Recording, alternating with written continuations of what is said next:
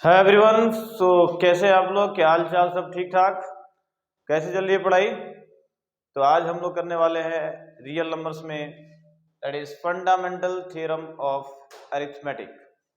कि जैसा कि आपको लास्ट क्लास में हमने डिस्कस किया था रियल नंबर्स की ऑल बेसिक कॉन्सेप्ट्स के बारे में, और पूरे ऑलमोस्ट मैंने कॉन्सेप्ट बेसिक से लेके जो भी उसके अंदर एडवांस का कॉन्सेप्ट है मैंने आपको क्लियर कट समझा दिया है। ठीक है, अब आपको यहाँ पे जरा डिस्कस करेंगे कि फंडामेंटल थ्योरम ऑफ अरिथमेटिक क्या होता है, और इसके बाद से फिर एक और है आपका जो कि यूक्लिड्स डिवीजन एल्गोरिथम आता है, और उसके बाद से आपको एक्सरसाइज स्टार्ट कर दिया जाएगा। ठीक है ना? तो चलिए, पहला है फंडामेंटल थ्योरम ऑफ अरिथमेटिक। इसका क्या मतलब है? इसका ये मतलब हुआ कि किसी भी कंपोजिट नंबर को, मैंने आपको बताया था कंपोजिट नंबर क्या होता है, जिसके मोर देन 2 फैक्टर्स होते हैं। तो जिसको पता नहीं है कंपोजिट नंबर के बारे में, प्लीज जाएं और इससे पहले वाली वीडियो आप वॉच कर ले। ठीक है ना? आपको मालूम चल जाएगा क्या होता है। So now fundamental theorem of arithmetic का मतलब यहाँ पे देखो, किसी भी कंपोजिट नंबर को उसको प्राइम फैक्टर्स के फॉर्म में लिख देना। कोई भी कंपोजिट नंबर है उसको प्राइम फैक्टर्स के फॉर्म में लिख दिया, उसको हम बोलेंगे fundamental theorem of arithmetic. For example के तौर पे जरा देख लीजिए, यहाँ पे मैं लेता हूँ फॉर एग्जांपल कोई आपके नंबर्स लेते हैं, फॉर एग्जांपल 6 ले लिया हमने। ठीक है ना? 6 is the composite number, so 2 3 the 6 and 3 1 the 3। इसको मैंने फैक्टराइज, मतलब इसको एलसीएम लिया मैंने। ठीक है, अब यहाँ पे देख सकते हो कि 6, ठीक है ना, 6 और 3 और 1 कितने नंबर्स यहाँ पे हैं? 3 है। मतलब 6 को मैं लिख सकता हूँ, दैट इज व्हाट, देखो 2 इंटू 3 के फॉर्म में लिख सकता हूँ। ठीक है ना? ये वाला आप इसको फोकस कर लो। तो this is what 6 is written in the form of 2 into 3 into, और ये आप 1 भी लिख लो। तो ये सारे के सारे क्या है? आपके प्राइम नंबर्स हैं, राइट? तो कंपोजिट नंबर को प्राइम नंबर के फॉर्म में लिख देना, उसे बोलते हैं फंडामेंटल थ्योरम ऑफ अरिथमेटिक। ठीक है? या फिर आप एक और एग्जांपल ले लो, कंपोजिट नंबर ये है, इसको मैंने डिवाइड कर दिया, 2 4 द 8 और 2 2 द 4 2 1 द 2। तो 8 can be written as 2 into 2 into 2, 2 का पावर 3 हो जाएगा। यानी आप इसको लिख सकते हो 2 इंटू 2 इंटू 2, 1 भी लिख दो। ठीक है? तो खैर 1 तो आपका प्राइम नंबर है नहीं, ठीक है ना? 1 आपका प्राइम नंबर नहीं है, तो आप इसको 1 हटा दो यहाँ से। 1 आपका प्राइम नंबर नहीं है, तो 8 इज इक्वल टू 2 का power 3। 2 is the prime number, right? Even prime number जिसको बोला जाता है। तो इस तरीके से इसे बोलते हैं फंडामेंटल थ्योरम ऑफ अरिथमेटिक। एक और एग्जांपल ले लेते हैं, 15 3 5 ज़ा 15 5 1 ज़ा 5। तो यानी 15 को आप लिख दोगे 3 इंटू 5 लिख दोगे। तो आप देख सकते हो कि 15 is the what, composite number, और इसको मैंने ब्रेक कर दिया किसके फॉर्म में? प्राइम नंबर के फॉर्म में ब्रेक कर दिया। और इसे ही हम बोलेंगे कंपोजिट नंबर को प्राइम नंबर के फैक्टराइजेशन में, मतलब प्राइम नंबर के फॉर्म में लिख के उसको मल्टीप्लिकेशन के फॉर्म में लिख दिया, that is called as fundamental theorem of arithmetic. ठीक है? खैर ये तो आपका थ्योरम हो गया। तो कंपोजिट नंबर मैंने यहाँ पे लिखा, composite number is equal to product of the prime number. सही है ना? Composite number is equal to product of the prime numbers. तो कोई भी ऐसा ले लीजिए आप एग्जांपल, या 8 is the composite number, this is what is equal to product of the prime numbers. Okay, तो चलिए अब जरा यहाँ पे नेक्स्ट डिस्कस करेंगे, नेक्स्ट इसके बारे में डिस्कस कर लेंगे। ओके,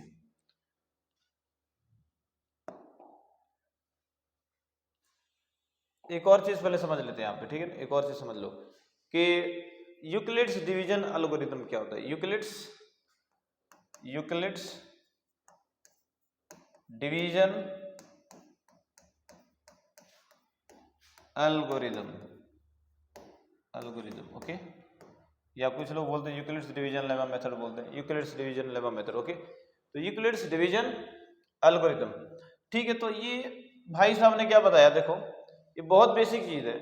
जैसे आप लोग डिवीजन जानते होंगे, राइट? डिवीजन वगैरह कैसे किया जाता है, बच्चे भी उसको कर लेते हैं, right? Second third fourth fifth, चलो फोर्थ फिफ्थ में सिखा दिया जाता है आपको डिवीजन करना। तो देखिए फॉर एग्जांपल के तौर पे मान लीजिए आपके पास नंबर है, मैंने यहाँ पे 3 ले लिया और यहाँ पे 9 ले लिया। ठीक है ना? तो 3 3 ज़ा 9, एकदम बच्चा प्रॉब्लम है। ठीक है ना? अब सोच रहे कि क्या सिखा रहे थे। देखिए इन्होंने क्या बताया, यही समझाया कि इसको मान लेते हैं ए, और इसको मान लेते हैं बी, और इसको क्वेश्चन को मान लेते हैं क्यू, और इसको मानते हैं R remainder, dividend divisor quotient remainder. Okay, तो इन्होंने बोला कि ये जो ए होगा यानी 9 की जो वैल्यू होगी, 9 इज इक्वल टू क्या हो जाएगा, ये 3 इंटू 3 प्लस रिमाइंडर क्या है 0। अब देख लो जरा, 9 is equal to 3 3 the 9, 9 plus 0 कितना हो जाएगा, 9 हो जाएगा। यानी इन्होंने बोला कि किसी भी डिवीजन को चेक करना है तो ऐसे कर लो, अगर ये दोनों आंसर सेम आ गया तो सही, अदरवाइज रॉन्ग है। तो इन्होंने क्या बोला कि जनरल नाम इसको ए दे दिया, और इन्होंने बोला कि that A is equal to क्या हो जाएगा, बी इंटू क्यू प्लस ये आपका हो गया क्या, रिमाइंडर आर। इन्होंने यही बताया। तो यही था यूक्लिड्स डिवीजन लेमा मेथड या यूक्लिड्स डिवीजन एल्गोरिथम जिसको बोला जाता है कि ए इज इक्वल टू क्या होगा, बी क्यू प्लस आर हो जाएगा। ठीक है, वेरी सिंपल। अगर मैं बात करूं आर के बारे में डिस्कस करूं कि भाई आर, फिर कंडीशन क्या होना चाहिए आर का, यहाँ पे आर आपको 0 दिया गया, मान लीजिए फॉर एग्जांपल के तौर पे मैंने यहाँ पे ले लिया 15 ले लिया और 2 ले लिया, और इसको डिवाइड करने को मैंने बोला, तो लिखोगे 2 7 14 और ये कैरी 1 रिमाइंडर आर 1 हो जाएगा। तो अब इसको क्या लिखा जा सकता है, मैं इसको ए माना, इसको बी, इसको क्यू, इसको रिमाइंडर आर।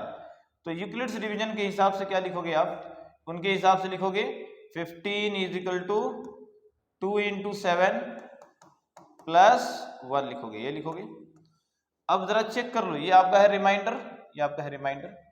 यहाँ पे रिमाइंडर क्या था, यहाँ पे रिमाइंडर था आपका 0 था, राइट। यहाँ पे रिमाइंडर क्या था आपका 0 था, यहाँ पे क्या है 1 है। ऐसे ही कुछ भी एग्जाम्पल ले लो, फॉर एग्जाम्पल मैंने ले लिया 17 ले लिया, इसको मैंने 3 से डिवाइड किया, 3 5 15 हो गए, ये 2 कैरी हो गया। तो फिर मैं लिख सकता हूँ 17 की वैल्यू जो होगी दैट इज इक्वल टू क्या होगी, 3 इंटू 5 प्लस 2 हो जाएगी, रिमाइंडर हो जाएगी।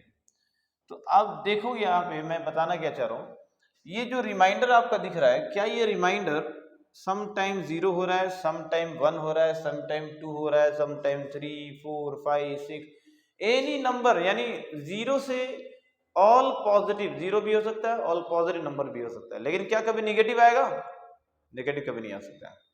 याद रखो, कभी भी रिमाइंडर नेगेटिव नहीं होता है, नहीं होता है तो नहीं होता है। ठीक है, तो रिमाइंडर कभी 0 हो जाएगा, 0 से बड़ा पॉजिटिव नंबर हो सकता है, कभी नेगेटिव नहीं हो सकता, ये तो बेसिक चीज है। खैर मैंने आपको बता दिया। और दूसरी बात क्या है कि ये आपका जो रिमाइंडर है हमेशा इस b से बड़ा हो, छोटा होगा हमेशा। देख लो, ये रिमाइंडर जो होता है हमेशा इस b से, डिवाइजर से हमेशा छोटा होता है। देखो, तो दैट इज व्हाट 3 है, 3 बड़ा है 0 से, यानी 0 छोटा है किससे, 3 से। यहाँ पे चेक कर लो, 1 इज स्मॉलर देन 2 यानी ये b की वैल्यू, b कभी भी छोटा नहीं हो सकता r से, यानी r always smaller than b होता है। तो आप देख सकते हो 1 is smaller than 2 is smaller than 3, हमेशा ये छोटी होगी वैल्यू इस डिवाइडर से। ओके, तो मैं कंडीशन क्या लगा सकता हूँ यहाँ पे, r के बारे में कंडीशन लगा सकता हूँ, जैसे मैंने यहाँ पे लिखा था a equal to B Q plus R, यहाँ पे लिख दिया, दैट इज व्हाट आपका है यूक्लिड्स डिवीजन एल्गोरिथम। और इसमें r का जो कंडीशन लगाओगे that should be greater then और इक्वल टू 0, यानी r की वैल्यू 0 भी हो सकती है। देख लो यहाँ पे r की वैल्यू 0 भी हो सकती है, यानी r इक्वल टू 0, और r की वैल्यू ग्रेटर देन 1 भी हो सकती है, सॉरी 0 भी हो सकती है, ग्रेटर देन 0। तो मतलब आप देख लो यहाँ पे 1 है मतलब ग्रेटर देन 0 है, 2 है मतलब ग्रेटर देन 0 है, और डिवाइड करोगे 3 4 5 कुछ भी आपका आंसर आ सकता है। मीन्स व्हाट, आप बोल सकते हैं कि r की वैल्यू मे बी 0 हो जाएगी, मे बी ग्रेटर देन 0 हो जाएगी, बट कभी भी लेस देन 0 नेगेटिव नहीं हो सकती है, राइट। तो इसलिए मैंने क्या लिख दिया यहाँ पे, r इज ग्रेटर देन और इक्वल टू 0, बट r हमेशा स्मॉलर देन किससे होता है, इस b से होता है। मैंने आपको बताया b आपका 3 यहाँ पे, तो r is what always smaller than b, यहाँ भी चेक कर सकते हो, r is what smaller than b, r is what smaller than b, हमेशा r की वैल्यू b से छोटी होती है। क्लियर है बात में, इसलिए मैंने यहाँ पे लिख दिया r is smaller than b, कभी इक्वल नहीं आएगा, ये b के इक्वल नहीं होगा। देख लो यहाँ पे 0 और 3 कभी इक्वल नहीं होता, ये 1 2 इक्वल नहीं होगा, 2 3 इक्वल नहीं होगा, इसलिए यहाँ पे इक्वल साइन नहीं डालेंगे, right, only less than b। Clear हो गया ना। यहाँ भी इक्वल क्यों डाला, क्योंकि r की वैल्यू 0 भी हो रही थी, r की वैल्यू 1 भी 2 भी 3 भी, इसलिए मैंने डाला कि r की वैल्यू मे भी 0 होगी, मे भी ग्रेटर देन 0 होगी, but always smaller than b हो जाएगी। ठीक है, ये था आपका कंडीशन जो कि यूक्लिड्स डिवीजन एल्गोरिथम का था। ठीक है ना, इन्होंने यही बताया कि r a equal to B Q plus r होता है, जिसमें r की value greater than equal to 0 होती है बट लेस देन b होती है। चलो अब नेक्स्ट जो कॉन्सेप्ट है हम आ जाते हैं यहाँ पे एक्सरसाइज पे आ जाएंगे। ठीक है ना, अब ये एक्सरसाइज को जरा देखा जाए कि क्या आपके क्वेश्चन यहाँ पे आते हैं। तो पहला क्वेश्चन आपका है एक्सरसाइज फर्स्ट का पहला क्वेश्चन है, यूज यूक्लिड्स डिवीजन एल्गोरिथम। कौन सा, यूक्लिड्स डिवीजन एल्गोरिथम, जो कि अभी आपको हमने बताया कि यूक्लिड्स डिवीजन एल्गोरिथम क्या होता है, कैसे इसको सॉल्व किया जाता है। ठीक है ना, तो जरा चेक कर लो यहाँ पे। अब ये यूक्लिड्स डिवीजन एल्गोरिथम यूज करना है और आपको HCF निकालना है। HCF निकालना है, हाईएस्ट कॉमन फैक्टर। एकदम बच्चा वाला क्वेश्चन है, जरा देख लो यहाँ पे कैसे करेंगे। ठीक है ना, हाईएस्ट कॉमन फैक्टर, तो जरा चेक करें 135 225, यानी 135 225। पहले तो चेक कर लो इसमें बड़ा कौन सा है, इसमें बड़ा नंबर कौन सा है, 225 है, तो मैं लिखूंगा यहाँ पे 225 ग्रेटर देन 135। पहले ये कंडीशन लिख दिया मैंने। ठीक है, अब इस कंडीशन को लिखने के बाद से क्या करना है, डिवीजन करना है। सिंपल सा तरीका है बेटा, एकदम देख लो यहाँ पे। तो अब मैं डिवाइड करने वाला हूँ 135, छोटे वाले को पहले इधर बाहर फेंक देंगे और 225 को अंदर डाल देंगे। ठीक है ना, हो गया, छोटे वाले को ऑलवेज बाहर कर दिया, बड़े वाले को अंदर रखा। ठीक है ना, अब देखिए डिवीजन करेंगे, 135 बन जा 135, ये सिंपल बेसिक क्वेश्चन है। 0 हो जाएगा, ये आपका कैंसिल 1, ये 12 हो गया, 12 में से 3 गया 9, और ये आपका 0 हो जाएगा, छोड़ दीजिए इसको। तो अब बाय यूजिंग, अब यहां पे लिखेंगे bye using Euclid's division algorithm, मैं शॉर्ट में लिख देता हूं यूक्लिड्स डिवीजन एल्गोरिथम। तो आप क्या लिखोगे, 225 जो होगा 225 किसके बराबर होगा, मतलब आप फॉर्मूला मालूम है ना Euclid's division algorithm, a equal to B Q plus R होता है। तो a मतलब हो गया 225, बी क्यू मतलब हो गया b into Q 135 into 1 plus R बोले तो 90 हो गया। अब जरा बताइए क्या यहाँ पे 90 रिमाइंडर 0 के बराबर है, नहीं है, तो आप लिखोगे r जो है रिमाइंडर वो 90 है, which is not equal to 0। Simple चीज, एकदम सिंपल सी बात है। तो इसलिए आप क्या करोगे, रिमाइंडर 0 नहीं है तो फिर आप इसको फर्दर डिवाइड करोगे, यानी कब तक डिवाइड करना है, जब तक रिमाइंडर 0 ना बन जाए तब तक आप इसको डिवाइड करते रहो। तो अब इस कंडीशन में क्या करोगे, फिर देखो अब यहाँ पे इस रिमाइंडर को जो r था आपका, रिमाइंडर को समझना यहाँ पे, और ये डिवाइजर 135 है, तो पहले ये जो था आपका b था और ये a था और ये क्वेश्चन था, ये रिमाइंडर था। फिर से समझो, ये a b r q, a b r q, a b r q, याद हो गया ना। ठीक है, तो अब नेक्स्ट जो कॉन्सेप्ट में है, इस b को मानेंगे a, तो let a is equal to 135, b is equal to ये मानोगे 90, नहीं आ सकते, रिमाइंडर को मानोगे b, डिवाइडर को मानोगे डिविडेंड हो जाएगा अब ये नेक्स्ट कंडीशन में। तो अब इसको डिवाइड कर लो, 135 को डिवाइड कर लो किससे, 90 से, यानी 91 का 90, 5 माइनस 0 5 हो गया, 13 माइनस 9 हो जाएगा 4। फिर से देखो रिमाइंडर 0 नहीं है, तो फिर लिखोगे by using Euclid's division algorithm, by using Euclid's division algorithm. अब लिखोगे a is equal to B Q plus are, और जरा a की वैल्यू बोलो यहाँ पे क्या है 135, यानी मैं लिखूंगा यहाँ पे, मैं लिखूंगा 135 जो होगा वो किसके बराबर होगा, 90 इंटू 1 के, 90 इंटू 1 प्लस रिमाइंडर इज 45। तो जरा चेक कर लो यहाँ पे, क्या ये रिमाइंडर 0 आया, फिर से 0 नहीं आया ना। ठीक है, तो अब फिर से करेंगे यहाँ पे, अब यहाँ पे लिखेंगे remainder is equal to 45 which is not equal to 0। तो फिर से आपको क्या करना है, डिवीजन करना है। जब तक ये 0 ना बन जाए तब तक आपको डिवीजन करते रहना है, ठीक है ना। तो चलो अब डिवीजन जरा करके देखेंगे यहाँ पे।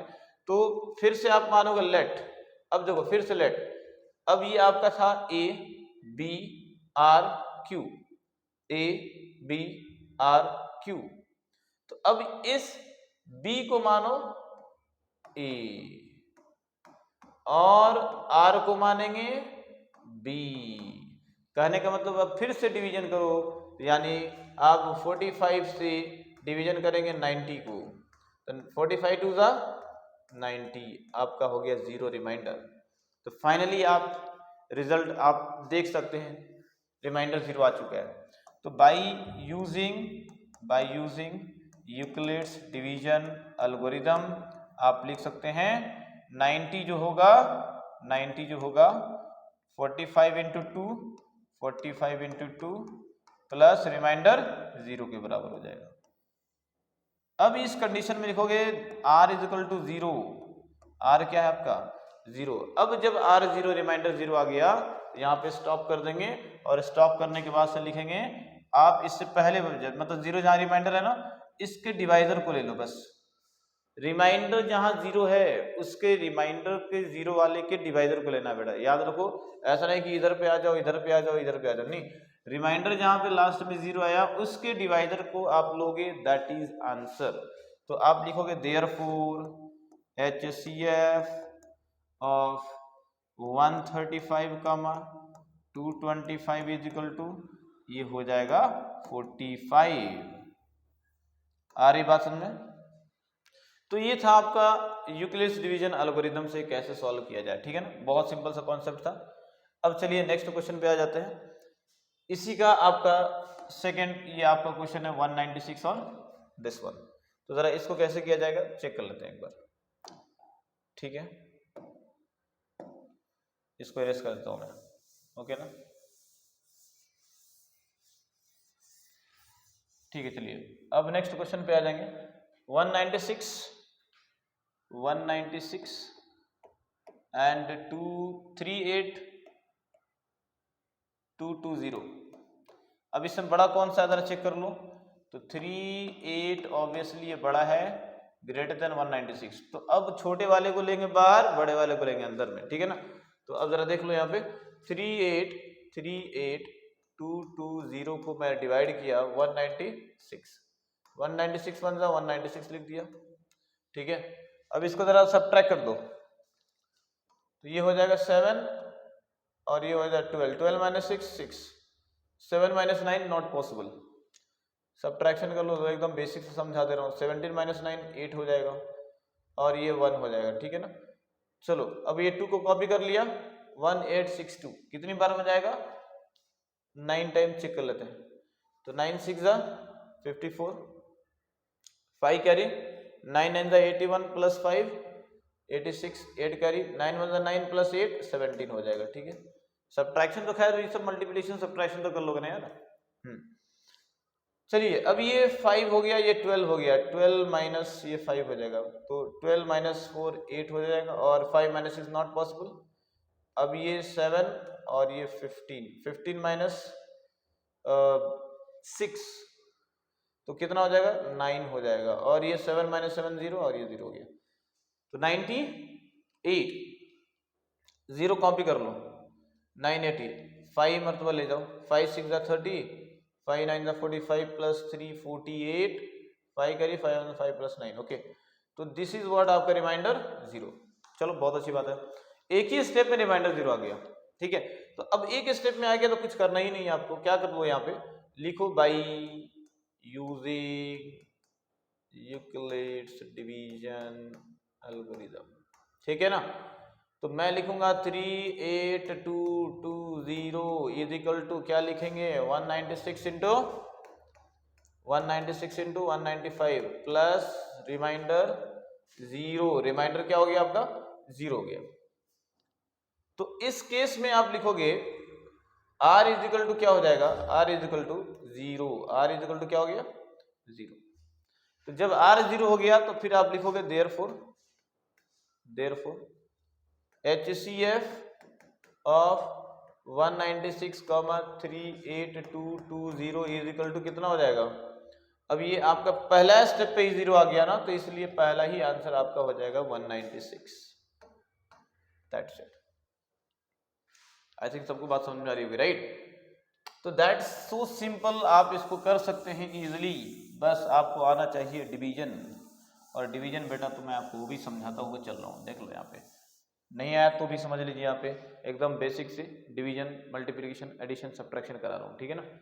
चलिए अब सेकेंड क्वेश्चन भी कर लिया मैंने, थर्ड क्वेश्चन पे आ जाते हैं। थर्ड क्वेश्चन पे आ जाएंगे 867, यानी 867 ग्रेटर देन है 255 से, ये वाला क्वेश्चन आपको ले लिया मैंने, ठीक है ना। तो चलिए पहले छोटे वाले नंबर को 255 को ले लिया हमने, भाई सेम क्वेश्चन आपका है तो समझ लो 255 को बाहर किया, 867 को अंदर किया, डिवीजन कर लो तो कितनी बार में जाएगा ये, 3 मरतबा जाएगा। 3 5 15, 3 5 15 16, 3 2 6 1 7 हो जाएगा, ठीक है। ये 2 कैरी 0 1, ओके। अब ये रिमाइंडर आपका आ चुका है 102 बाई यूजिंग यूक्लिड्स डिवीजन में कर रहा हूँ, ठीक है। चाहे तो आप डायरेक्ट भी कर सकते हो, प्राइम फैक्टराइजेशन से भी किया जा सकता है HCF, ठीक है। बट यूक्लिड से बोला गया ना, तो यूक्लिड से ही करेंगे। तो by using Euclid's division algorithm क्या लिखोगे आप, 867 is equal to 255 into 3 plus 102। अब यहां पे जरा चेक कर लो, क्या रिमाइंडर 0 है, नहीं, रिमाइंडर 0 नहीं है यहाँ पे।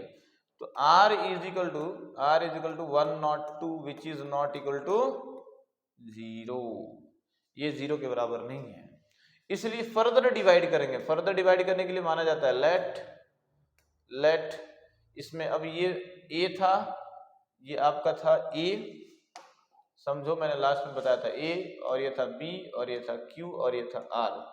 अब उल्टा क्या मानोगे, b को मानोगे a, रिमाइंडर को मानोगे b, ठीक है ना। Let a is equal to 255, b is equal to 102। तो जरा चेक कर लें, यहाँ पे 102 को यहाँ पे लेंगे, 255 को अंदर लेंगे और इसको डिवाइड कर लेंगे, यानी 2 ज़ा 402 यानी 2 4, ओके, 1 हो जाएगा, 5 हो जाएगा, 0 हो गया, ठीक है। अभी भी रिमाइंडर 0 नहीं है, अभी भी रिमाइंडर 0 नहीं है यहाँ पे। तो अब क्या कर लो इसको, by using Euclid's division lemma, ठीक है ना।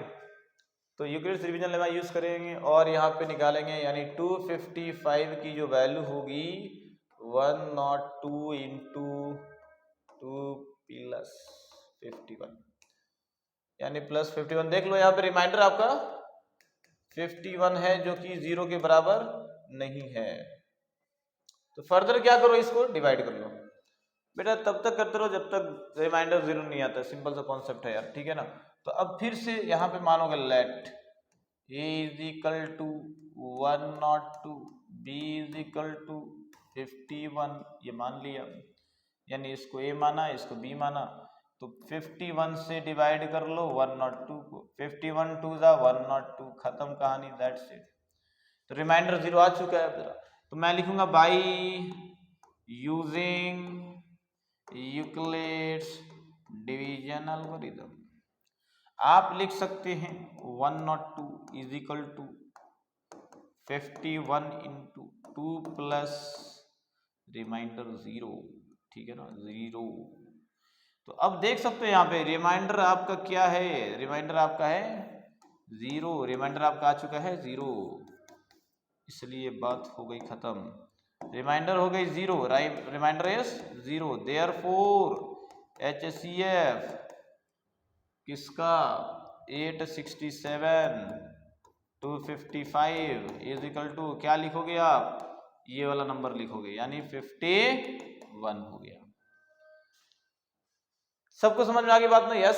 सो ये रहा आपका यूक्लिड्स डिवीजन एल्गोरिथम की बात, ठीक है, कैसे डिवीजन किया जाता है। चलिए अब नेक्स्ट क्वेश्चन पे आ जाते हैं। शो दैट नेक्स्ट क्वेश्चन यहाँ पे है कि show that any positive odd integer is of the form 6q+1 और 6q+3 और 6q+5। ये कैसे किया जाए? देखो एक एक क्वेश्चन में कराता हुआ जा रहा हूँ, थोड़ा टाइम लग रहा है, ठीक है ना, डिटेल एक्सप्लेनेशन करा रहा हूँ, इसलिए अब ऐसा नहीं है कि आपको वन शॉट वीडियो लेके आके पूरा एकदम दंदन दंदन उड़ा दिया पूरा तो आपको समझ में नहीं आया, ठीक है ना, जस्ट लाइक रीडिंग की तरह हो जाएगा। तो क्लासेस हैं तो ऑब्वियसली आपको समझना है, बेसिक्स पूरा सही से समझ के करना है, एक एक क्वेश्चन करना है, अंडरस्टैंडिंग सही से होना है, तो उसके लिए भाई टाइम तो थोड़ा लगेगा, ठीक है ना। जैसे आप लोग स्कूल में भी पढ़ते हैं तो भाई उसमें तो 1 घंटा में 2 3 4 क्वेश्चन होता है, सॉल्व कराता है टीचर, ऐसा नहीं कि 1 घंटे में पूरा सिलेबस खत्म करा देता है, ठीक है। तो इसलिए थोड़ा सा पेशेंस रखिए और थोड़ा अच्छे से पढ़िए, 1 घंटे वाली पढ़ाई छोड़िए और यहाँ पे पूरा आके सही से पढ़ के जाइए। हाँ, 1 घंटे वाली पढ़ाई पढ़ाएंगे बाद में, पहले इसको समझ लिए, रिवीजन जिसको करना रहेगा 1 घंटे वाला वो भी वीडियो डाल देंगे, ठीक है ना, तो रिवीजन का अलग चीज है। खैर यहाँ पे देखिए हम 6q+1, देखो show that any positive odd integer is of the form 6q+1, कोई भी पॉजिटिव जो ऑड इंटीजर होता है वो या तो 6q+1 के फॉर्म में होगा, या तो 6q+3 के फॉर्म में होगा, या तो 6q+5 के फॉर्म में होगा। बोल रहा है कि एनी पॉजिटिव ऑड इंटीजर, देखो पॉजिटिव में ऑड भी होते हैं इवन भी होते हैं, तो बोल रहा है कि ऑड इंटीजर, इवन की बात नहीं कर रहा है, कि जितने भी पॉजिटिव इंटीजर्स हैं उसमें ऑड वाला जो होगा, जैसे मान लीजिए 1 है, 3 है, 5 है, 7 है, 9 है, 11 है एंड सो ऑन, तो लिखते जाएंगे, ठीक है। ये सारे के सारे कौन से नंबर हैं? Odd positive, positive positive odd integer हैं, पॉजिटिव ऑड इंटीजर हैं, ये सारे के सारे नंबर पॉजिटिव भी हैं प्लस ऑड भी है।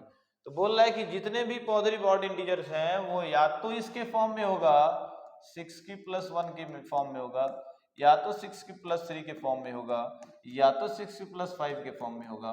प्रूफ करिए इसको, ये क्वेश्चन है। देखिए बहुत सिंपल है, 6q+1 या 6q+3 या 6q+5 इसी फॉर्मेट में होगा पॉजिटिव ऑड इंटीजर्स। अब जरा देखेंगे क्या है इसका मतलब, कैसे प्रूफ किया जाए, ये प्रूफ करना है आपको। तो सबसे पहली बात, ऐसे क्वेश्चन जब भी आते हैं आपको तो आप क्या करो कि उसको कुछ मान लो, पॉजिटिव ऑड इंटीजर जो है ना उसको कुछ मान लो। मैं सपोज मान लेता हूँ ए, मान लेता हूँ ए, मतलब एक पॉजिटिव ऑड इंटीजर है, तो ए जब पॉजिटिव ऑड इंटीजर है तो ये किसके फॉर्म में होगा, यानी 6q+1 होगा, या तो 6q+3 होगा, या तो 6q+5 होगा। यानी हमको ये प्रूफ करना है कि a इज इक्वल टू या तो 6q+1, या तो 6q+3, या तो 6q+5। तो चलिए जरा देखेंगे इसको कैसे प्रूफ किया जाए। पहले मैं मान लेता हूं late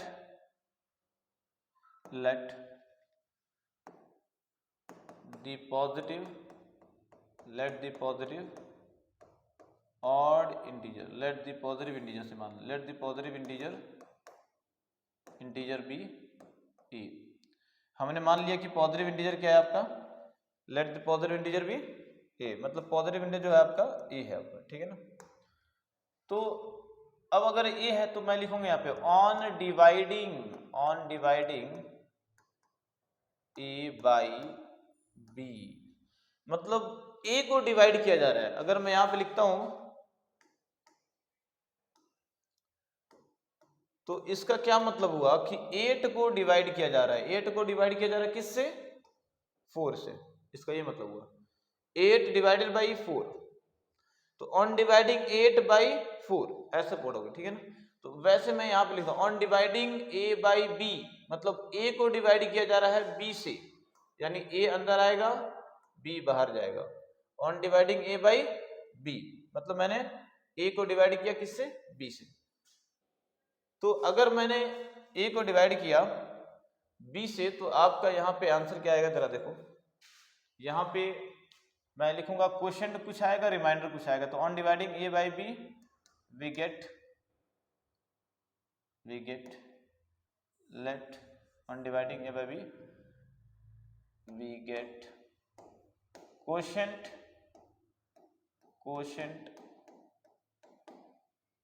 Q and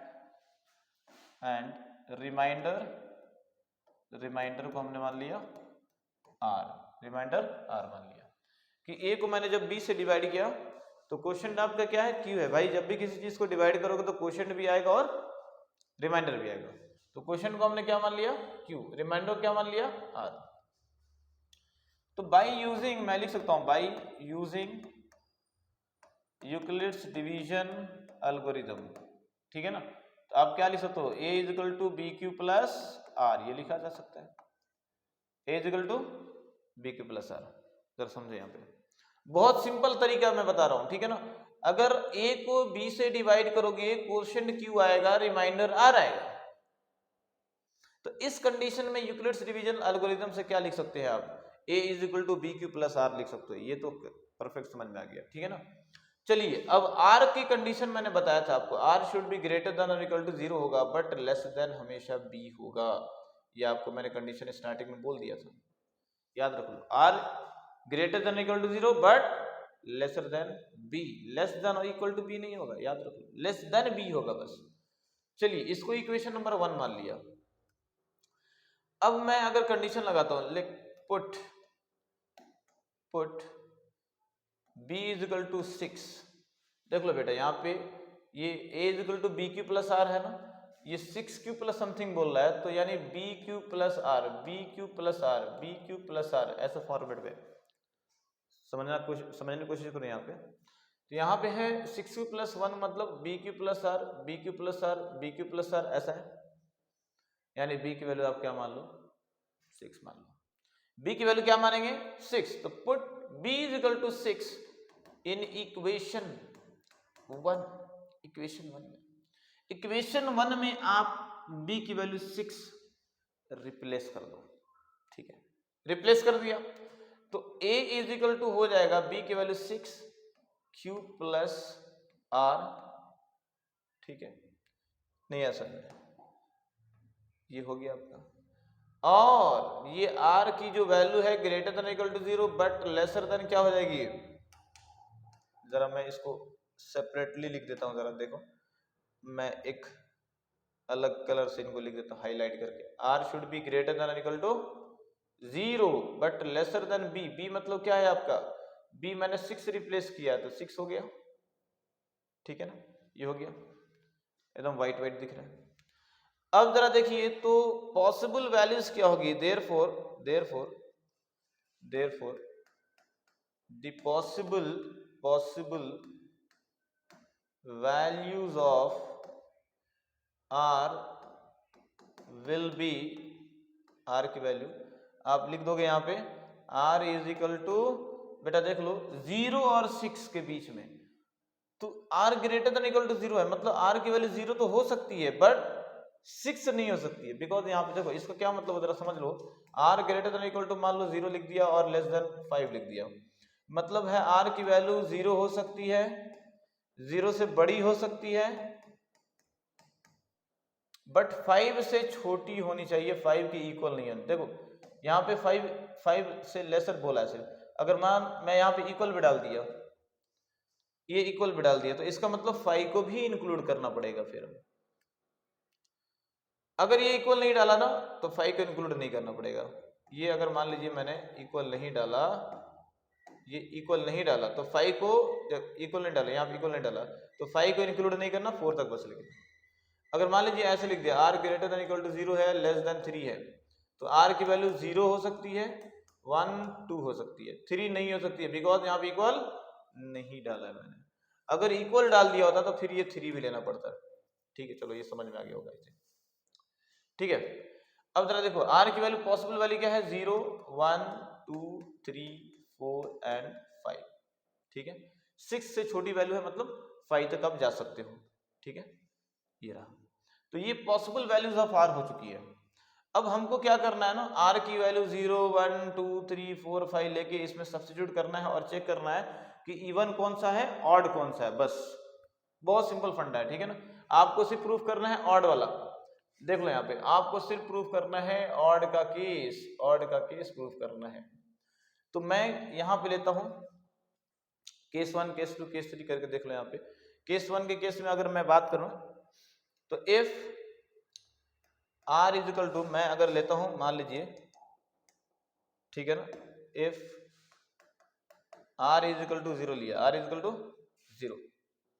from equation ये मान लीजिए 2 है आपका, फ्रॉम इक्वेशन 2, ये 2 इक्वेशन है, ठीक है। From equation 2 r is equal to 0 लेने पे फ्रॉम इक्वेशन 2 से क्या लिखोगे यहाँ पे, फ्रॉम इक्वेशन 2, फ्रॉम इक्वेशन 2 मैं क्या लिख सकता हूँ, अगर r की वैल्यू हमने 0 लिया तो फ्रॉम इक्वेशन 2 से मैं लिख सकता हूँ a इज इक्वल टू क्या हो जाएगा, a इज इक्वल टू हो जाएगा 6q प्लस r की वैल्यू क्या हो जाएगी 0, यानी a इज इक्वल टू क्या हो जाएगा 6q plus 0 is 6q only, ठीक है। बात समझ में आ रही कि नहीं आ रही। If r is equal to 0 तो फ्रॉम इक्वेशन 2 से आप क्या लिख सकते हो, a is equal to 6q plus r की वैल्यू 0, 0 डाला तो 6q प्लस 0 6q हो गया। इसे मान लो इक्वेशन नंबर 3 मान लो, ठीक है ना, या कुछ भी मत मानो, इक्वेशन छोड़ो हटाओ, ठीक है। अब जरा देखो a is equal to 6q, अब जरा बताओ कि ये इवन है कि ऑड है। देखो q को बोला है इसने, q क्या है, q is a some integer, कुछ इंटीजर्स मान लो, चेक कर लो जरा, q की वैल्यू 1 डाल के चेक कर लो, 6 इंटू q की जगह 1 डाल दिया, 6 1 6, इवन की ऑड, इवन। अगर 6 की वैल्यू मैंने q की जगह 2 डाल दिया, 6 2 12, ये इवन की ऑड, इवन। 3 डाल दिया, 6 3 18, इवन की ऑड, इवन। तो यानी ये सारे के सारे नंबर इवन मिल रहे हैं आपको, q की वैल्यू कुछ भी डालने से ये पूरे के पूरे नंबर इवन मिल रहे हैं यहाँ पे, ठीक है ना। तो इसका ये मतलब हुआ कि a इज इक्वल टू 6 क्या है आपका, इवन नंबर है आपका, ठीक है ना। तो आप लिखोगे यहाँ पे here a is equal to 6q is divisible by 2, therefore a is equal to 6q is an even number, clear है सबको ना। तो ये इवन नंबर हो चुका है, मतलब r की वैल्यू 0 डालने पे क्या मिल रहा है हमको, इवन नंबर मिल रहा है, ठीक है। अब जरा नेक्स्ट इसको देखेंगे, ठीक है।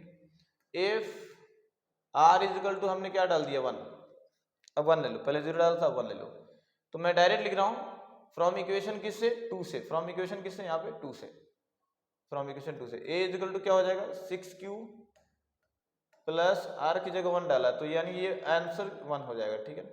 अब जरा चेक करो, ये 6q प्लस 1 क्या है आपका, 6q प्लस 1 आपका क्या है, 6q plus 1 is the odd number, आप चेक कर सकते हो, देख लो, 6 इंटू q की जगह कुछ भी डाल दो, 1 डाल दो, plus 1 as it is, 6 1 6 plus 1 कितना हो जाएगा 7, ठीक है। तो क्या ये इवन की ऑड है, ऑड है। ऐसे कुछ भी ले लो आप, 6 इंटू q की जगह 2 डाल दो, प्लस 1, तो 6 2 12 प्लस 1 कितना हो जाएगा 13, यानी देखो आप जितने भी नंबर मिलेंगे सारे के सारे आपको ऑड नंबर मिलेंगे, q की वैल्यू कुछ भी डालेंगे आपको आंसर ऑड आने वाला है। तो मैं लिखने वाला हूं यहाँ पे a is equal to 6q plus 1 is what, ये अगर आप इफ r इक्वल टू 1 तो a is equal to 6q plus 1, तो देयरफॉर आप लिखोगे, देयरफॉर यहाँ पे 6q plus 1 is not divisible by 2, ये 2 से डिवाइड नहीं है, therefore a is equal to 6q plus 1 is an odd number, ये आपका क्या हो जाएगा ऑड नंबर हो जाएगा, जब डिवाइड दिए तो ऑड नंबर हो जाएगा। वैसे ही अब नेक्स्ट ले लो, नेक्स्ट केस ले लो, जैसे मैंने अभी r की वैल्यू 0 लिया था, r की वैल्यू 1 लिया यहाँ पे, अब क्या है r की वैल्यू ले लेते हैं, r की वैल्यू 2 ले लेते हैं, if r is equal to 2, तो r अगर 2 लिया जाएगा तो a is equal to from equation 2 से ही a is equal to 6q plus r की जगह फिर डाल दो 2, ठीक है ना। ये इज क्या, ये डिविजिबल बाई 2 है, जरा चेक कर लो, 6 इंटू q की जगह 1 डालते हैं, plus 2, 6 1 6 plus 2 8, yes 8 is a even number है। तो अब कुछ भी डाल दो, 6 इंटू 2 डाल दो, प्लस 2, 6 2 12 प्लस 2 कितना हो जाएगा 14, ये भी आपका इवन नंबर है, यानी ये सब क्या है इवन नंबर है। तो this is divisible by 2, therefore a is equal to 6 q plus 2 is an even number. आपका क्या हो गया? इवन नंबर हो गया। अब if r is equal to 3 ले लेते हैं, कितना? r इज इक्वल टू 3 लेके चेक करते हैं। तो वैसे 1 बाई 1 चेक करते जाओ ना, तो a is equal to 6 q plus 3, 6 q plus 3। अब जरा चेक कर लो, 6 क्यूब प्लस 3 जो है, क्या ये इवन है कि ऑड है? तो फिर 6 इंटू पुरानी कहानी, क्यू की जगह 1 डाल दिया, प्लस 3 डाल दिया, 6 1 जा 6 प्लस 3 कितना हो जाएगा? 9। क्या ये डिविजिबल बाई 2 है? नो। तो ये आपका ऑड हो जाएगा। तो ऐसे ही 2 भी लोगे तो चेक करोगे सेम आंसर आएगा, ठीक है, ऑड ही आएगा। तो अब लिखोगे this is not divisible by 2, therefore a is equal to 6 q plus 3 is an odd number. ये क्या है आपका? ऑड नंबर हो जाएगा। अब 2 केस और बचा हुआ है, जरा देख लो। अगर मैंने 4 लिया और 5 लिया तो क्या आएगा? तो देखो यहाँ पे if r is equal to 4, अगर r की वैल्यू 4 लिया तो a इज इक्वल टू कितना हो जाएगा? 6 क्यूब प्लस 4, 6 क्यूब प्लस 4 हो जाएगा। तो अब चेक कर सकते हो, जब भी यहाँ पे इवन नंबर आ जाएगा ना, इवन नंबर आएगा तो समझ लीजिए कि ये ओवरऑल क्या आने वाला? इवन आने वाला। चेक कर लेना, यहाँ पे 6 इंटू क्यू की जगह 1 डाल दो, प्लस 4, 6 प्लस 4 कितना हो जाएगा? 10, इवन आ रहा है। तो बस कुछ करना नहीं है, यहाँ पे लिख दो it is divisible by 2, therefore a is equal to 6 q plus 4 is even number. तो ये आपका क्या हो जाएगा? इवन नंबर हो जाएगा। अब लास्ट केस क्या है? अगर हमने r की वैल्यू 5 डाल दिया, r की वैल्यू 5 डाल दिया, ठीक है ना, लास्ट वाला केस। तो फ्रॉम इक्वेशन 2 से क्या हो जाएगा? a is equal to 6 q plus 5, 6 q plus 5। अब चेक कर लो इवन की ऑड है, तो 6 इंटू क्यू की जगह 1 डाल दिया, प्लस 5, 6 1 जा 6 प्लस 5 कितना हो जाएगा? 11, यानी ऑड नंबर है। तो ये इज नॉट डिविजिबल, लिख देना, not divisible by 2, therefore a is equal to 6 q plus 5 is an odd number. ये क्या हो जाएगा? ऑड नंबर हो जाएगा। तो बहुत सिंपल था ये। अब जरा देखो क्वेश्चन में प्रूफ क्या करना है, सिर्फ ऑड के लिए प्रूफ करने के लिए बोल रहा है कि ऑड वाला सिर्फ चाहिए। तो जरा चेक कर लो ऑड कौन कौन सा है यहाँ पे, ऑड में कौन कौन सा है, जरा चेक कर लो। पहला वाला तो आपका इवन दिख रहा है, पहला वाला तो आपको क्या दिख रहा है? a is equal to 6 q is even, तो ये इवन वाला पार्ट छोड़ दो, यहाँ पे ऑड वाला दिख रहा है, 6 plus 1 is the odd number, यहाँ पे ऑड दिख रहा है, यानी पहला वाला ये सेकेंड वाला केस है। और फिर 3 वाला केस ऑड है, देख लो। और फिर ये 5 वाला केस, ये भी ऑड है। तो कहने का मतलब है कितने ऑड है? 3 यहाँ पे। तो आप लिखोगे since a is odd, a is odd number, a is क्या है? क्योंकि मेरे को ऑड प्रूफ करना है, ठीक है। तो a क्या है आपका? ऑड नंबर है। अगर ये ऑड नंबर है तो फिर मैं लिख सकता हूं यहाँ पे, क्या लिखूंगा? a can not be even number, ठीक है ना। तो भाई ऑड है तो ऑब्वियसली इवन नहीं होगा, therefore a is equal to क्या हो सकता है? या तो 6 क्यूब प्लस 1, या तो 6 क्यूब प्लस 3, ये वाला, या तो 6 क्यूब प्लस 5। यस और no? So any positive, therefore any positive integers आप लिख सकते हो, therefore any positive odd integers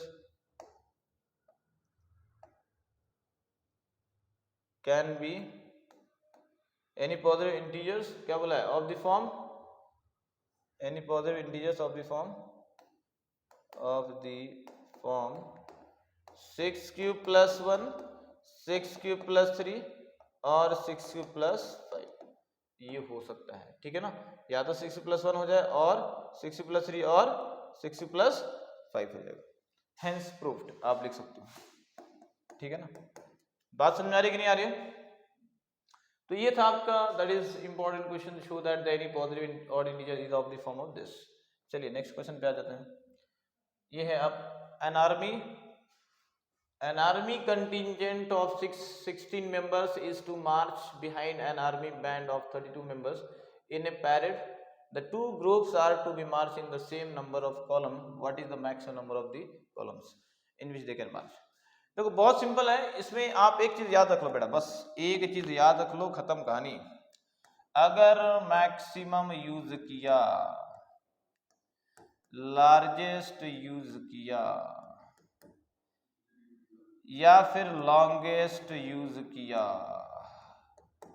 तो अगर ये कोई वर्ड यूज किया तो आप डालेंगे HCF, यानी निकालेंगे HCF। आप क्या निकालोगे? HCF। कभी भी लॉन्गेस्ट, हाईएस्ट, लार्जेस्ट ऐसा कुछ भी यूज कर ले, हाईएस्ट कुछ भी यूज कर ले, आप निकालोगे HCF, हाईएस्ट कॉमन फैक्टर, ठीक है।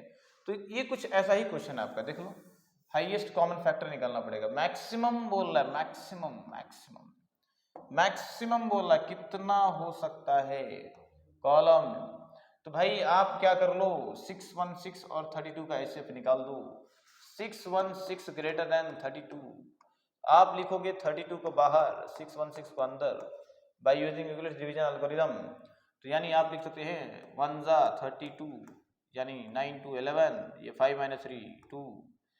अब ये 6 लिख दिया, अब 296 है, 32 है, तो डिवाइड कर ले, कितना आएगा 296, यानी आप इसको डिवाइड कर सकते हो 32, 8 जा कर ले, 8 × 2 = 16, 8 × 6 = 24, 125, ठीक है ना, 256।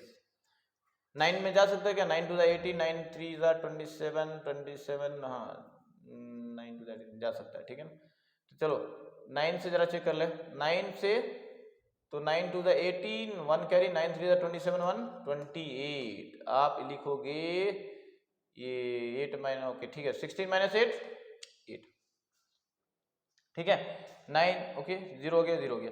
रिमाइंडर क्या 0 है यहाँ पे? नहीं। तो बाय यूजिंग यूक्लिड्स बाबू, bye using Euclid's division algorithm आएंगे भाई साहब, ये फिर से हर जगह आते हैं, जहां पे डिवीजन आएगा वहां पे आएंगे एलसीएम निकालने के लिए। तो देख लो यहाँ पे आप लिखोगे 616 = 32 इंटू 19 + 8। तो रिमाइंडर क्या 0 है यहाँ पे? नहीं। तो रिमाइंडर जो है 8, that is not equal to 0, इसलिए फर्दर डिवाइड करना पड़ेगा आपको। तो अब लेट a = क्या मानोगे, मैंने बोला है ऑलरेडी, बता क्यों पहले से 32। b = क्या मानोगे, रिमाइंडर को मान लोगे। तो फिर से यूक्लिड्स डिवीजन लगा दो, 8 हो गया, 32 हो गया, 8 × 4 = 32, खत्म, 8 × 4 = 32। अब ये रिमाइंडर यहाँ पे क्या है, by using Euclid's division, by using लो लिख ही देते हैं, यूक्लिड्स डिवीजन एल्गोरिथम, 32 की वैल्यू होगी 8 × 4 + 0, तो रिमाइंडर हो गया 0। देयरफॉर HCF of 616 and 32 कितना हो जाएगा, 8 हो जाएगा, ठीक है, 8 हो जाएगा। तो देयरफॉर आप लिख सकते हो, therefore the maximum number of column, the maximum number of column is 8 in which they can march, that's it। ये आपका हो गया आंसर, सिंपल था ये। चलिए अब नेक्स्ट पे आ जाते हैं, question number 4, use Euclid's division lemma to show that the square of any positive integer is either of the form of this and this. अच्छा देखो, इससे पहले वाला जो केस था आपको मैंने बताया कि पॉजिटिव इंटीजर के बारे में मैंने बताया था कि भाई किसी भी पॉजिटिव ऑड इंटीजर को लिखा जा सकता है। देखो पॉजिटिव ऑड पॉजिटिव इवन, तो मैंने बोला था कि पॉजिटिव, जरा समझो कॉन्सेप्ट समझ के करेंगे तो मजा आएगा। Positive odd integer, odd integer एक बार समझ गए कॉन्सेप्ट तो बस खुद से आप लोग प्रॉब्लम कहीं भूलोगे नहीं और खुद से बना सकते हो, उससे भी रिलेटेड प्रॉब्लम, ठीक है। पॉजिटिव ऑड इंटीजर का मतलब मैंने प्रूफ किया था 6 q plus 1, 6 q plus 3, 6 q plus 5। और पॉजिटिव इवन इंटीजर को मैंने प्रूफ किया था, इवन इंटीजर को मैंने लिखा था क्या, 6 क्यू लिखा था, 6 क्यू प्लस 2 लिखा था, 6 क्यू प्लस 4 लिखा था एंड सो ऑन। लेकिन यहाँ पे इवन ऑड नहीं बोल रहा है, यहाँ पे देखो बोल रहा है कि पॉजिटिव देखो शो दैट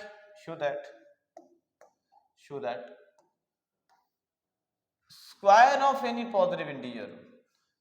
अब पॉजिटिव ऑड इवन की बात नहीं कर रहा है, सिर्फ पॉजिटिव इंटीजर और उसका स्क्वायर बोल रहा है, स्क्वायर ऑफ एनी पॉजिटिव। तो स्क्वायर ऑफ एनी पॉजिटिव का मतलब क्या समझे, यानी मान लो मैंने पॉजिटिव इंटीजर ए माना तो इसका स्क्वायर बोले तो ए स्क्वायर हो जाएगा। ये किसके बराबर होना चाहिए, किसके फॉर्म में होना चाहिए, या तो 3m होना चाहिए या तो 3m प्लस 1 होना चाहिए। बहुत आसान है, या तो 3m होना चाहिए या तो 3m प्लस 1 होना चाहिए। तो बोला है कि square of any positive integer, square of any positive integer किसके फॉर्म में, या तो 3m हो जाए या तो 3m प्लस 1 हो जाए, ठीक है।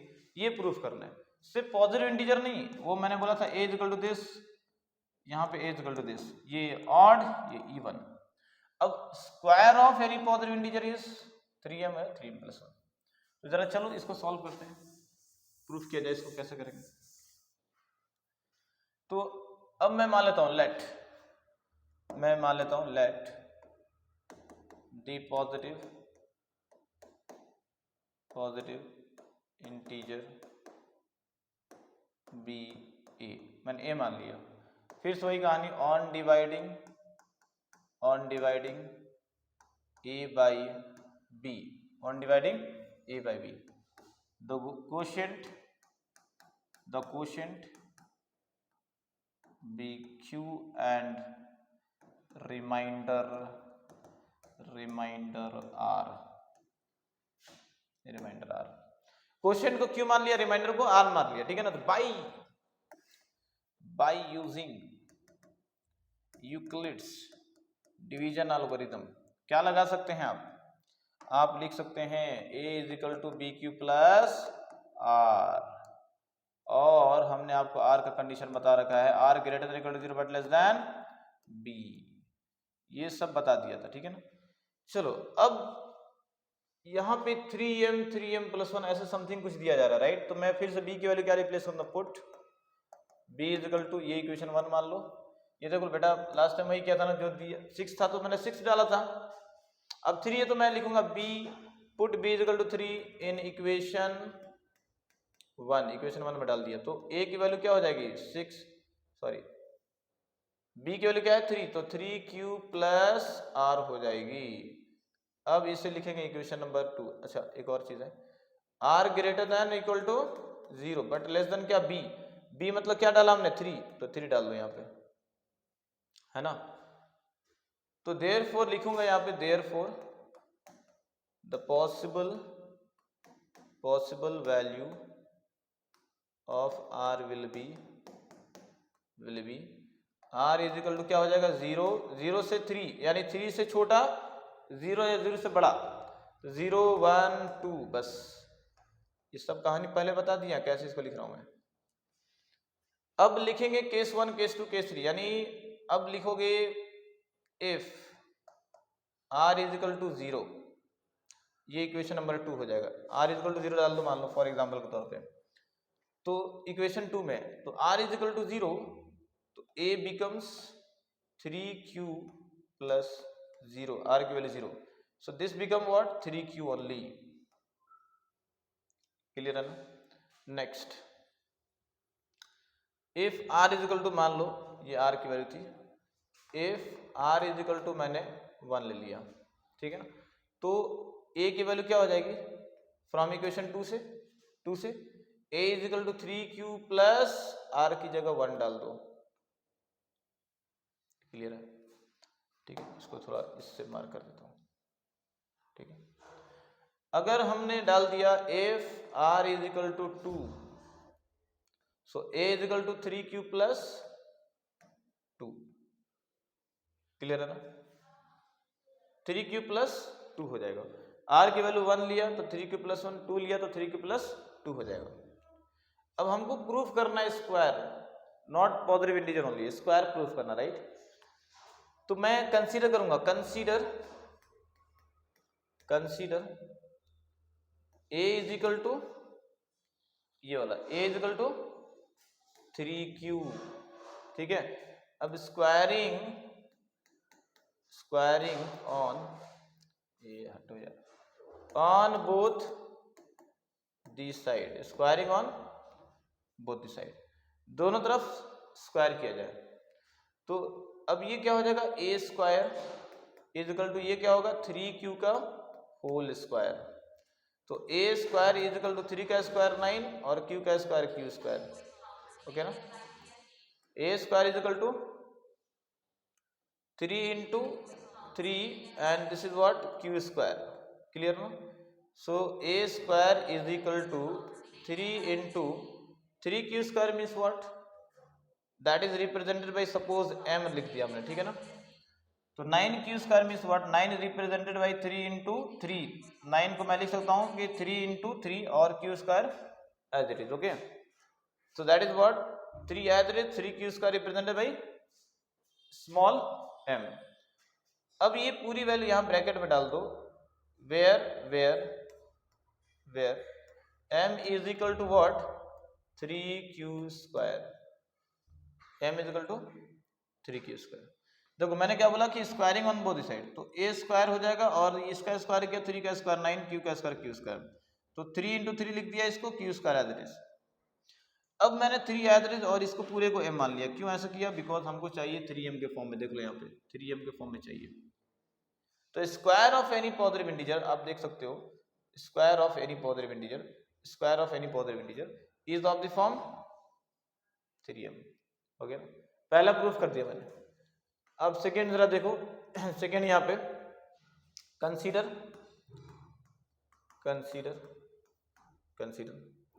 ये वाला ले लो आप, a is equal to 3q plus 1।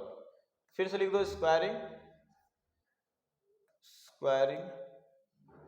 On both this side, दोनों तरफ क्या कर लो, यहाँ पे स्क्वायर कर लो। तो a का square is equal to 3q plus 1 का स्क्वायर। तो a square is equal to a plus b का होल स्क्वायर क्या होता है, a प्लस b का होल स्क्वायर यानी 3q का square plus 2ab, 2 into a is this, b is this, plus b square means 1 का square. तो a square is equal to 3 का स्क्वायर 9, q का स्क्वायर q स्क्वायर, 2 3 जा 6, q ये तो 1 छोड़ दो, 1 का स्क्वायर 1। ठीक है, तो a square is equal to, यहाँ कुछ कॉमन है, 3 कॉमन है, तो 3 3 जा 9 और q square as it is, plus 3 2 जा 6, q as it is, bracket close, plus 1 as it is.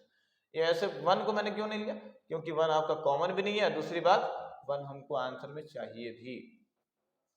ठीक है, तो मैंने क्या किया, अब ये देखो, अब ये a square is equal to लिखोगे 3 और ये पूरे टर्म को लिखोगे m प्लस 1, नया सुन में, तो मैं यहाँ पे लिख दिया 3 और इस पूरी वैल्यू को लिख दिया हमने m और प्लस 1, ब्रैकेट में डाल दे where m is equal to 3q square plus 2q। ठीक है, थोड़ा लंबा वीडियो हो रहा है लेकिन समझ लीजिए। ठीक है ना? तो ये आपका डिटेल कर रहा हूँ, हर चीज जो स्टेप लिख रहा हूँ ये स्टेप आपको लिखना है, एग्जाम में भी लिखना है। ये स्टेप लिखेंगे तो आपको मार्क्स भी आएगा। ठीक है ना? ऐसा नहीं कि शॉर्टकट बता दिया बाकी जाके स्टेप आप लोग कर लो, ऐसा नहीं, तो पूरे स्टेप भी लिख रहा हूँ, यही सेम स्टेप आप डिक्टो कॉपी करोगे एग्जाम में भी, डिक्टो लिखेंगे आप एग्जाम में और आपको पूरा फुल मार्क्स मिलेगा।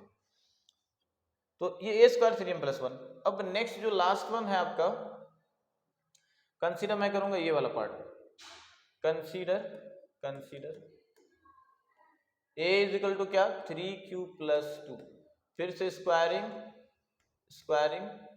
On both the side, squaring on both the side. तो a का स्क्वायर जो होगा वो 3q प्लस 2 के होल स्क्वायर के बराबर हो जाएगा, यानी a square is equal to इसका a प्लस बी का whole square, again the same a square plus b plus 2ab plus b square. तो a square plus 2ab 2 into a into b, ये a हो गया और ये b हो गया, प्लस बी स्क्वायर मतलब 2 का होल स्क्वायर। तो 3 का स्क्वायर 9, q का स्क्वायर q स्क्वायर प्लस 2 3 दा 6, 6 2 दा 12 और ये q प्लस 2 का स्क्वायर हो जाएगा 4। तो 9q स्क्वायर, अब इसमें जरा देखो 9q square plus 12q plus 4 को मैं लिख सकता हूँ 3 प्लस 1, स्प्लिट किया जा सकता है राइट। अब इसमें कुछ कॉमन है, जरा चेक कर लो, 3 कॉमन है, यहाँ से पूरा यहाँ तक 3 कॉमन है, तो 3 कॉमन किया, 3 3 जा 9 और ये q स्क्वायर प्लस ये 3 4 जा 12 और ये q प्लस 3 से डिवाइड कर लो 1 और प्लस ये बाद में 1 लिख दिया, ठीक है। तो अब ये 3 और ये पूरे पार्ट को लिख देंगे हम फिर से m प्लस 1, ब्रैकेट में लिख दो where m is equal to 3q square plus 4q plus 1, ठीक है। तो अब देख सकते हो आप a स्क्वायर की वैल्यू जो है किसके बराबर हो चुकी है, a square is equal to किसके बराबर है 3m प्लस 1 के बराबर है, ठीक है। तो यही तो प्रूफ करना था आपको, देखो 3m प्लस 1 3m प्लस 1, या फिर यहाँ पे देख सकते हो 3m है आपका, ठीक है ना, ये है ना। तो आप इसे इक्वेशन मान लेते हैं 3, इसे इक्वेशन मान लेते हैं 3 और ये इसे इक्वेशन मान लेते हैं 4 और ये इक्वेशन मान लेते हैं 5। तो लिखेंगे फ्रॉम इक्वेशन 3 4 एंड 5, 3 4 एंड 5। तो 3 4 5 से क्या लिख सकते हो, any the square of any positive integer is of the form 3m or 3m plus 1, hence proved, ठीक है ना। तो ये रहा आपका 4th क्वेश्चन जो कि मैंने आपको प्रूफ करा दिया, पूरा डिक्टो सेम लिखना आपको, ठीक है। अब नेक्स्ट लास्ट क्वेश्चन पे आ जाते हैं। लास्ट क्वेश्चन आपका है use Euclid's division lemma to show that the cube of any positive integer. तो बेटा चलो यार आगे, क्योंकि बार बार आ जाता है। तो बेटा ये आपको डिक्टो सेम स्टेप कॉपी करना है, आई मीन लिखना है आपको, ठीक है ना, एग्जाम में, इसलिए डिटेल थोड़ा जाने में टाइम लग रहा है, मैं बार बार बोलूँ आपसे, ठीक है। ऐसा नहीं कि शॉर्ट में हाँ ये हो गया ऐसे हो गया ऐसे हो गया, तो फिर जाके स्टेप नहीं लिखेंगे तो मार्क्स भी नहीं आने वाला है, ठीक है। तो जरा समझो, नेक्स्ट पे आ जाते हैं, तू बंद हो यार। Use Euclid's division lemma to show that cube of any positive integer, क्या बोल रहा है क्यूब। तो जरा समझो, यहाँ पे क्यूब की बात कर रहा है। अब पहले था आपका स्क्वायर, अब क्या है आपका क्यूब है, पहले था स्क्वायर अब आपका है cube. Any positive integer either of the form 9m और 9m प्लस 1 और 9m प्लस 8, या तो 9m हो जाएगा, या तो 9m प्लस 1 होगा, या तो 9m प्लस 8 हो जाएगा। मतलब क्यूब बोल रहा है, यानी a का पावर 3। अगर मैंने इसे पॉजिटिव इंटीजर माना तो इसका क्यूब जो होगा ना a का पावर 3 होगा, वो या तो 9m प्लस 1 या तो 9m प्लस 8 के फॉर्म में होगा। इसको कैसे प्रूफ किया जाए, बहुत आसान है, जैसे अभी मैंने बताया सेम वैसे ही करना है। अभी देखो जितने भी क्वेश्चन है मैंने सब वही कर रहा हूँ। क्वेश्चन नंबर 2 में मैंने क्या किया, वही किया, a को पॉजिटिव इंटीजर माना। क्वेश्चन नंबर इसमें अभी जो 4 वाला था क्या किया, वही माना। अब 5 में भी क्या करना, वही सेम स्टेप करना है। इसलिए मैं पूरा लिखा रहा हूँ कि स्टेप क्या आपको माइंड में चला जाए, कि क्लियर हो जाएगा फिर आपको, ठीक है। चलो तो मैं सॉल्व करता हूँ इसको, स्टार्ट किया जब, तो let a be the arbitrary positive integer, positive integer. On dividing, देखो सेम स्टेप लिखना है, on dividing a by b, let the quotient is q and remainder is r। Question क्या है, q है, रिमाइंडर क्या है, r है। तो फिर से लिखे थे मैंने, क्या लिखा था, by using Euclid's division algorithm. आप क्या लिख सकते हो, a is equal to B Q plus r. फिर मैंने लिखा था r should be greater than equal to 0 but less than b। देखो अभी जितना भी कॉन्सेप्ट कराया सब सेम है, r should be greater than equal to 0 but less than b, less than b हो जाता है, ठीक है ना। अब जरा देखिए, r should be greater than equal to 0 but less than b। Now अब यहाँ पे देखो 9m है, 9m प्लस 1 है, या 9m प्लस 8 है, 9m प्लस 1 या 9m प्लस 8। तो इसको कैसे किया जाए जरा समझो।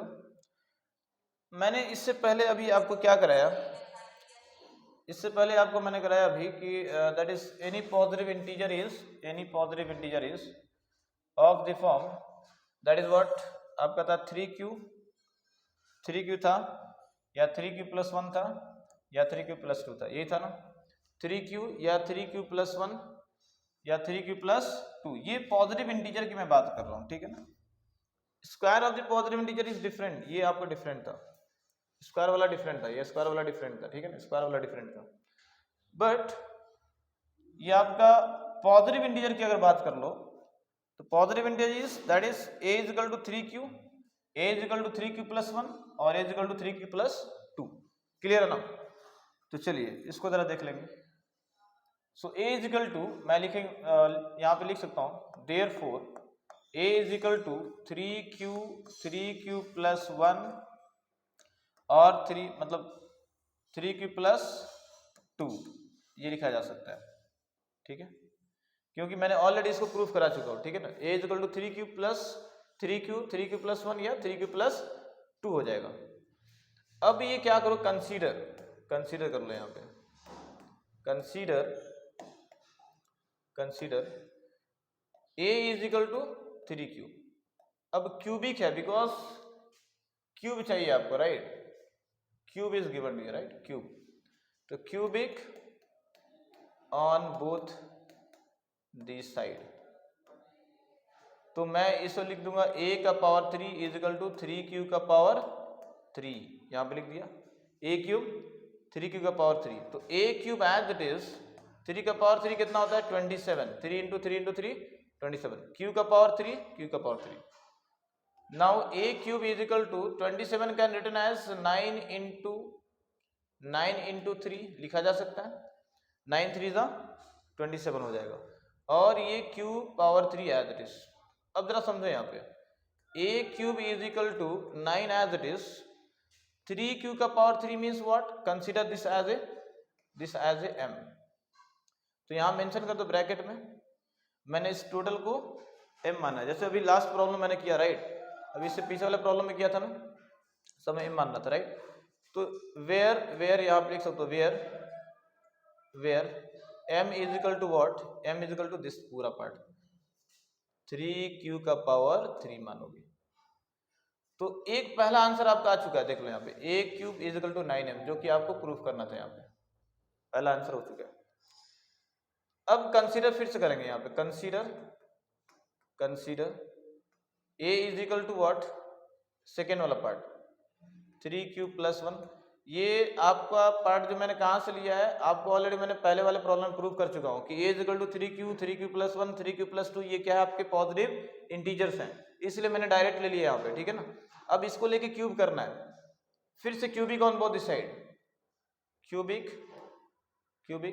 ऑन बोथ दी साइड, तो a का पावर 3 जो होगा वो 3q प्लस 1 के पावर 3 के बराबर हो जाएगा।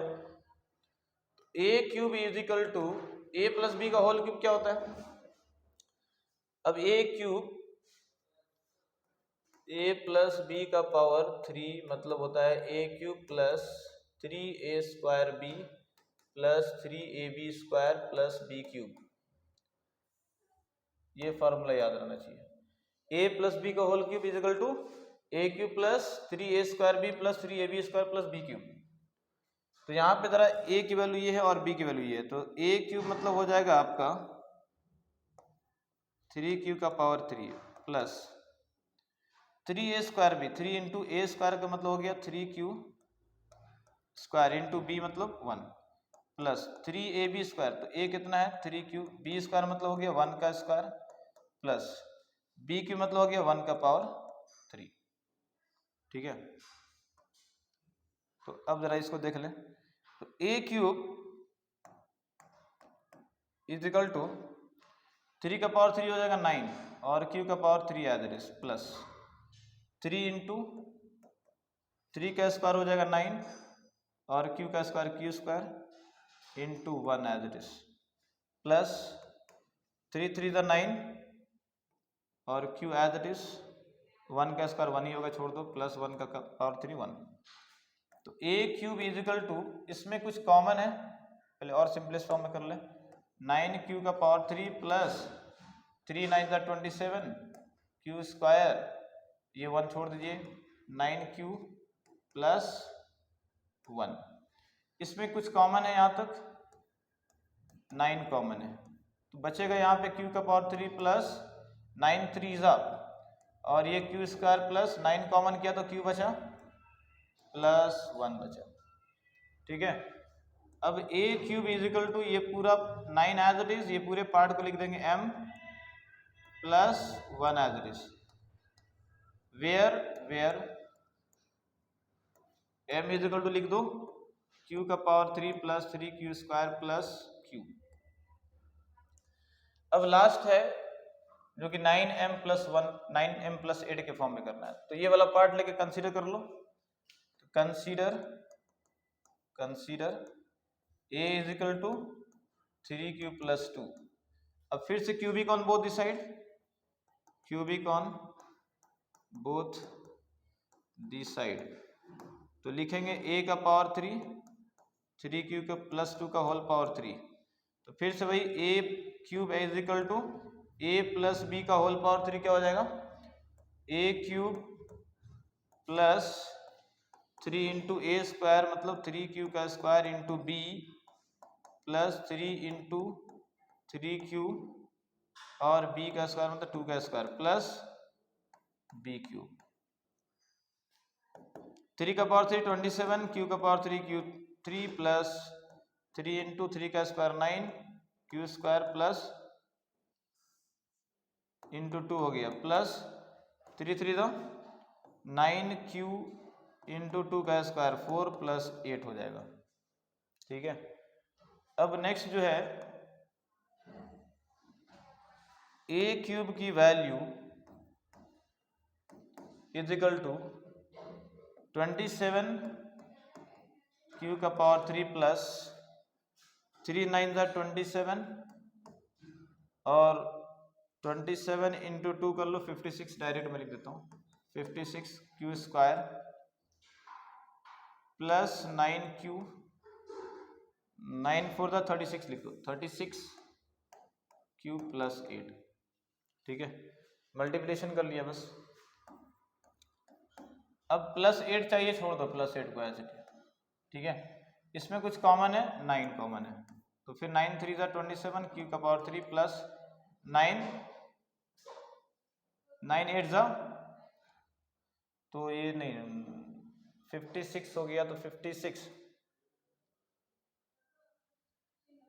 56 आ रहा है, क्या आ रहा है, 3 9 ज़ा 27 27 इंटू 2 54 आएगा, राइट, सॉरी 54 आएगा, तो 54 मतलब 9 6 ज़ा 54, तो 6 यहाँ पे लिख दो और ये q² है, q² लिख दिया प्लस तो 9 4 ज़ा 36 और ये q हो गया प्लस 8 हो जाएगा। ठीक है ना, तो a³ इज इक्वल टू हो गया 9 इंटू ये पूरा पार्ट कितना हो जाएगा, दैट इज व्हाट m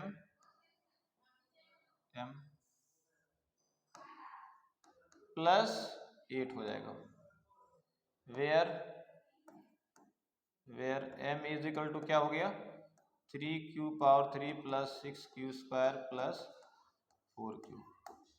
ठीक है, तो अब देख सकते हो ये प्रूव हो चुका है। दैट इज व्हाट, पहला इक्वेशन इसे मान लिया मैंने, इसे फर्स्ट इक्वेशन मान लिया, मान लो।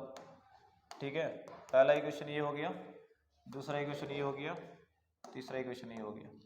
ठीक है, तो फ्रॉम इक्वेशन 1, 2 एंड 3 मैं लिख सकता हूँ, देख लो 9m प्लस 8 भी है, 9m भी है, यहाँ पे 9m वाला पार्ट भी है, 9m प्लस 1 भी है, 9m प्लस 8 भी है, 3 भी आ गया ना यहाँ पे।